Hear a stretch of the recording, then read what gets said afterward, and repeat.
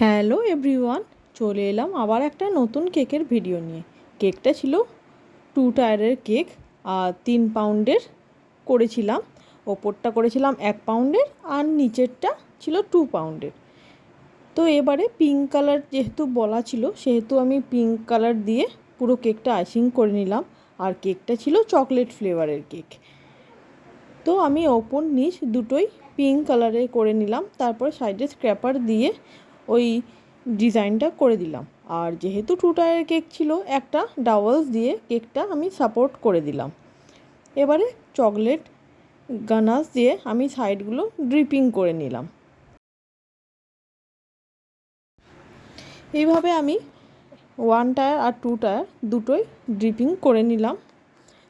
তারপরে উপরে আর সেকেন্ড টায়ারের মধ্যে যে গ্যাপটা আছে, আমি ওটা রোজের নজল দিয়ে রোজগুলো বানিয়ে নিলাম। তারপরে একটা চকলেট মোল্ডের মধ্যে দিয়ে কিছু চকলেট গার্নিশিংয়ের জন্য বানিয়ে নিলাম। তারপর এডিবেল হোয়াইট পার্ল দিয়ে আমি রোজেটগুলোর ওপরে এক এক করে বসিয়ে দিলাম। তারপর যে চকলেট গার্নিশিংগুলো বানিয়েছি সেগুলো দিয়ে আমি পুরো কেকটা ডেকোরেশন করলাম।